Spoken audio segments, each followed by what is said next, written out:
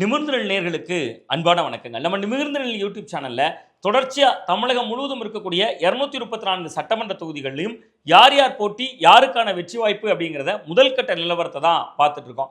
அந்த பட்டியல்ல இன்னைக்கு நம்ம பார்க்க இருக்கக்கூடிய சட்டமன்ற தொகுதி வேதாரண்யம். நாகப்பட்டினம் மாவட்டத்தில் மொத்தம் இருக்கக்கூடிய 3 சட்டமன்ற தொகுதிகளில் மிக மிக முக்கியமான ஒன்று தான் வேதாரண்யம். முதல்ல வேதாரண்யம் தொகுதிக்குட்பட்ட பகுதிகள் என்னெல்லாம் வருது அப்படிங்கிறத பேசலாம். வேதாரண்யம் சட்டமன்ற தொகுதியை பொறுத்தவரை வேதாரண்யம் நகரத்துக்கு உட்பட்ட பகுதிகள், தலைஞாயிறு பேரூராட்சிக்கு உட்பட்ட பகுதிகள், திருக்குவளை வட்டத்துக்குட்பட்ட 6 ஊராட்சிகள் மற்றும் சுற்றுவட்டார பகுதிகள் இதெல்லாம் சேர்ந்ததுதான் வேதாரண்யம் சட்டமன்ற தொகுதி. வேதாரண்யம் சட்டமன்ற தொகுதியினுடைய மிக முக்கியமான அடையாளங்கள் என்ன அப்படிங்கிறத நம்ம இப்ப பார்த்தலாம். வேதாரண்யம் அப்படின்னு சொன்னாலே எல்லாருக்கும் நினைவுக்கு வர்றதுக்கான சில சம்பவங்கள் இருக்கு. அதுல ரொம்ப ரொம்ப முக்கியமானது சோழர்கள் காலத்துல கட்டியமைக்கப்பட்ட கோடியக்கரை மீன்பிடி துறைமுகம். அந்த அளவுக்கு அது பிரசித்தி பெற்ற ஒன்றாக வரலாற்று காலம் தொட்டு இருந்து வரக்கூடிய ஒரு துறைமுகமாகவும் அந்த பகுதிகள் இருந்து வருது. அது ஒரு பக்கம்னாலும் இந்த தொகுதிக்குள்ள இருக்கக்கூடிய பறவைகள் சரணாலயம், விலங்கு சரணாலயம் போன்றவையும் ரொம்பவே பிரசித்தி பெற்ற ஒன்று அப்படின்னே நம்ம சொல்லலாம். இதெல்லாம் விட மிக மிக முக்கியமான ஒரு அடையாளம் இந்த தொகுதிக்கு இருக்கு. அப்பர், சுந்தரர் இவர்களெல்லாம் பாடப்பெற்ற திருத்தலங்களான வேதாரண்யேஸ்வரர் கோயில் இந்த தொகுதியினுடைய தவிர்க்க முடியாத மிக முக்கியமான அடையாளங்கள்ல ஒன்று. நாட்டு விடுதலை போராட்டத்துக்கும் உப்பு காய்ச்சும் போராட்டத்துக்கும் நெருங்கிய தொடர்புண்டு. மகாத்மா காந்தியடிகள் அவர்கள் தண்டியில் உப்பு காய்ச்சிய போது வேதாரண்யம் தொகுதிக்குட்பட்ட பகுதிகளில் தான் ராஜாஜி அவர்களுடைய தலைமையில உப்பு காய்ச்சும் போராட்டம் நடைபெற்றுச்சு. அந்த வகையில இந்த வேதாரண்யத்துக்கும் நாட்டு விடுதலைக்கும் கூட தொடர்பு இருக்கு. இந்த அளவுக்கு பாரம்பரியம் மிக்க இந்த தொகுதிக்குள்ள என்னெல்லாம் சமூகங்கள் இருக்காங்க அப்படிங்கிறத பேசலாம். முக்குளத்தோர், வன்னியர், யாதவர், இஸ்லாமியர்கள், பட்டியல் சமூகத்தினர், இப்படி ஒரு கலவையான சமூகங்களை கொண்டதுதான் இந்த தொகுதி அப்படின்னே நம்ம பார்த்துடலாம். அதற்கு அடுத்ததா பார்த்தீங்கன்னா வேதாரண்யம் சட்டமன்ற தொகுதியில அரசியல் கட்சிகளுடைய பலம் என்ன, பலவீனம் என்ன அப்படிங்கிறத பேச வேண்டிய நேரம் இது. பொதுவா வேதாரண்யம் தொகுதியில கடைசியாக நடந்த ஒரு 14 தேர்தல்களை நம்ம ஒரு மதிப்பீடா எடுத்துக்கிட்டா அதிகபட்சமாக திராவிட முன்னேற்ற கழகம் இங்கு 6 முறை ஜெயிச்சிருக்காங்க. அதற்கடுத்து காங்கிரஸ் கட்சி 4 முறையும், அண்ணா திராவிட முன்னேற்ற கழகம் 4 முறையும் ஜெயிச்சிருக்காங்க. இந்த தொகுதியை கடந்த 2 தேர்தல்களா, அதாவது 2021 தேர்தலையும் 2016 தேர்தலையும் இந்த தொகுதியை தக்க வைத்திருக்கிறது அண்ணா திராவிட முன்னேற்ற கழகம். அதிமுக சார்பில் இந்த தொகுதியில சிட்டிங் எம்எல்ஏவாக இருக்கக்கூடியவர் முன்னாள் அமைச்சர் ஓஎஸ் மணியன் அவர்கள். ஓஎஸ் மணியன் அவர்களோட பலம் என்ன, பலவீனம் என்ன அப்படிங்கிறதையும் இந்த நேரத்தில் பேசலாம். ஓஎஸ் மணியன் அவர்களை பொறுத்தவரை எளிதில் அணுகும் தன்மை கொண்டவர், கட்சி பாகுபாடு இல்லாம எல்லாருக்கிட்டையும் நன்றாக பழகக்கூடியவர். தொகுதியினுடைய எம்எல்ஏ அலுவலகத்தில் யாரு போய் குறை காரணமாக மனு கொடுத்தாலும் கூட அந்த மனுவின் பேர்ல உரிய நடவடிக்கை எடுப்பார் அப்படிங்கக்கூடியது அவரோட ஒரு மிகப்பெரிய பலமாக இருக்கு. தொகுதியில யாரு போய் என்ன மனு கொடுத்தாலும், கோரிக்கை கொடுத்தாலும் அந்த மனுவினுடைய பேர்ல கட்சி பாகுபாடு இல்லாம நடவடிக்கை எடுக்கிறாரு அப்படிங்கிறது அவரோட பிளஸ் பாயிண்டா இருக்கு.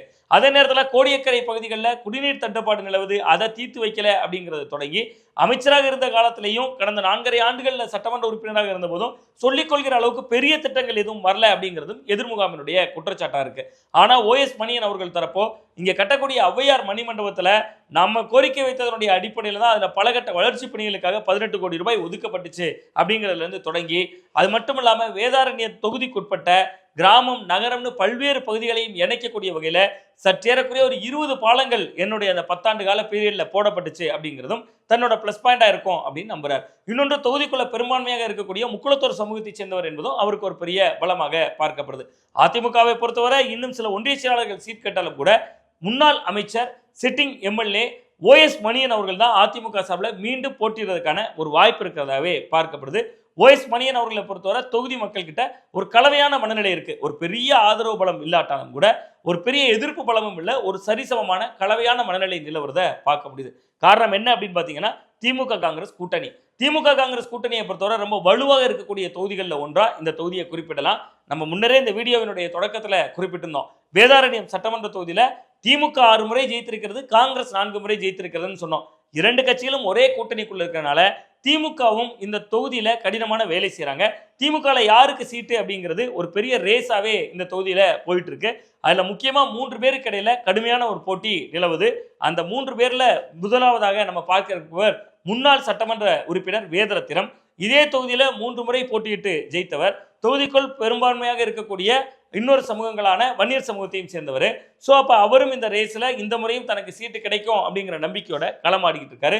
3 முறை ஏற்கனவே சட்டமன்ற உறுப்பினராக அவர் இருந்திருந்தாலும் கூட வேதரத்தினம் கடந்த சட்டமன்ற தேர்தலில் மிக முக்கியமாக ஓஎஸ் மணியன் அவர்களிடம் தோல்வி அடைந்திருந்தார். அதற்கு முன்னதா 2016 இந்த தொகுதி காங்கிரஸ் கட்சி ஒதுக்கப்பட்டிருந்தது. ஸோ ஓஎஸ் மணியனை வீழ்த்துகிற ஆற்றல் தனக்கு இருப்பதாக வேதரத்னம் நம்புறார். அவர் மீண்டும் இந்த முறையும் சீட்டு கேட்கிறார். அதே நேரத்தில் இந்த தொகுதியை குறிவைத்து காய் நகர்த்துவோர்ல இன்னொரு மிக முக்கியமான நபர் அதே வேதாரண்யத்தில் நகர்மன்ற தலைவராக இருக்கக்கூடிய புகழேந்தியும் இந்த தொகுதிக்கு தானும் காய் நகர்த்துகிறார். அவர் போட்டியிட வேண்டும் என்று விரும்புகிறார். அவரை பொறுத்தவரை அவர் முக்குளத்தூர் சமூகத்தை சேர்ந்தவர். அது மட்டுமில்லாம ஓஎஸ் மணியனை வீழ்த்த வேண்டும்னா அவருடைய சொந்த சமூகத்திலிருந்து ஒருவர் வேட்பாளராக இருக்கணும்.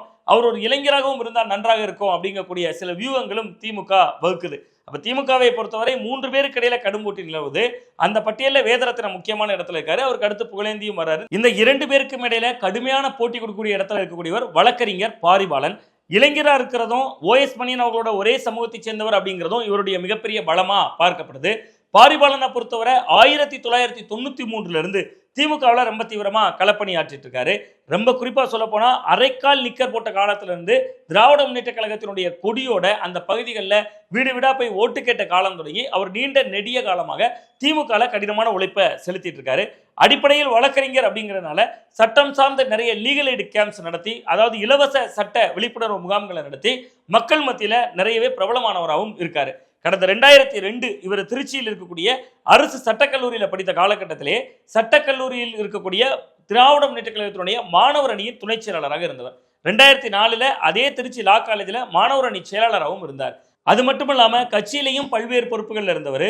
ரொம்ப குறிப்பா நாகப்பட்டினம் மாவட்டத்தில் மாணவர் அணி துணை அமைப்பாளராக இருந்தது. நாகைக்கான இளைஞர் அணியினுடைய துணை அமைப்பாளராக இருந்தது. ஐடி விங்கில மாவட்ட அளவுல பொறுப்புல இருந்ததுன்னு பல்வேறு வகையான பொறுப்புகள்ல இருந்திருந்தார்.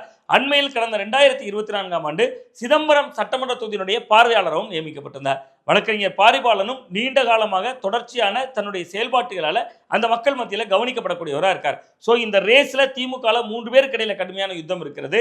அதில் வேதரத்தினம், பாரிபாலன், புகழேந்தி, அதில் இளைஞராக இருக்கக்கூடிய பட்சத்தில் பாரிபாலன் அவர்களுக்கு, வழக்கறிஞர் பாரிபாலன் அவர்களுக்கு அந்த வாய்ப்பு வழங்கப்படுவதற்கான வாய்ப்பு இருக்கு. சீனியராக இருக்கலாம் அப்படின்னு அவர்கள் நினைத்தாங்கன்னா வேதரத்தினமே மீண்டும் சாய்ஸா இருக்கலாம். பட் கடந்த முறை வேதரத்தினம் தோல்வி அடைந்திருந்ததுனால இந்த முறை ஒரு புதிய இளைஞருக்கு வாய்ப்பு கொடுக்க வேண்டும் அப்படின்னு உதயநிதி ஸ்டாலின் அவர்கள் தொடர்ந்து பேசிட்டு இருக்காரு. கட்சிக்கு இளையரத்தம் பாய்ச்ச வேண்டும் என்பதற்காக அண்மையில் நடந்த இளைஞரணி மாநாட்டில் கூட முதல்வர் மு க ஸ்டாலின் அவர்கள்ட்டே எங்களுக்கு இளைஞர்களுக்கு கூடுதல் சீட்டு வேணும்னு நாங்கள் கேட்டுக்கிறோம் அப்படின்லாம் பேசியிருந்தார். ஸோ அந்த அடிப்படையில் பாரிபாலரும் களத்தை தீவிரப்படுத்தி களமாடி வருகிறார். நாம் தமிழர் கட்சியும் தொகுதிக்குள்ள ஒரு கணிசமான ஓட்டு வங்கியை கொண்டவர்களாக இருக்காங்க. ஸோ நாம் தமிழர் கட்சிக்கும் இங்கு ஒரு களம் இருக்கிறது. அதே மாதிரி புதிதாக வந்திருக்கக்கூடிய தமிழக வெற்றி கழகம், ஏற்கனவே அவர்கள் நாகப்பட்டினம் மாவட்டத்தில் மீனவர்கள் கொஞ்சம் கணிசமான அளவுக்கு இருக்காங்க. அந்த பகுதிகளில் ஏற்கனவே தாவேக்கா கொஞ்சம் காலூன்றி இருக்கிறது மீனவர்கள் மத்தியில். அதெல்லாம் மட்டும் இல்லாமல் இந்த தொகுதியினுடைய மிக முக்கியமான பிரச்சனைகளில் ஒன்றா இன்னைக்கு மாறி இருக்கக்கூடியது மீனவர் விவகாரம் தான். ரொம்ப குறிப்பாக கோடியக்கரை பகுதிகளில் இருந்து மீன் பிடிக்க போகக்கூடியவங்க இலங்கை கடற்படையால் தொடர்ந்து கைது செய்யப்படக்கூடிய சம்பவம் அதிகரித்த வண்ணம் இருக்கு. அதுக்கு கடுமையான போராட்டங்களை முன்னெடுத்து அது மத்திய பாஜக அரசுக்கு எதிராக திரும்பி இருக்கக்கூடிய ஒரு சம்பவமும் ஓஎஸ் மணியன் அவர்களுக்கு கொஞ்சம் நெருக்கடியாக மாறுவதற்கான ஒரு வாய்ப்பு இருக்கு. இது இப்போதைய சூழல் தான். பார்க்கலாம் களம் யாருக்கு சாதகமாக போகிறது, அங்கே யார் யார் போட்டியிட போகிறார்கள், இவர்களிலிருந்து யார் வேட்பாளராக போகிறார், யாருக்கு வேதாரண்யத்திலிருந்து வெற்றி கோட்டை நெருங்குவதற்கான வாய்ப்பு இருக்கிறது, யார் வெற்றி கோட்டை தொடப்போகிறார்கள் என்பதை காலம் தீர்மானிக்கும். அந்த தொகுதியின் மக்கள் தீர்மானிப்பார்கள். மீண்டும் நல்ல ஒரு அரசியல் அப்டேட்டோடு உங்களை சந்திக்கின்றேன். நன்றி, வணக்கம்.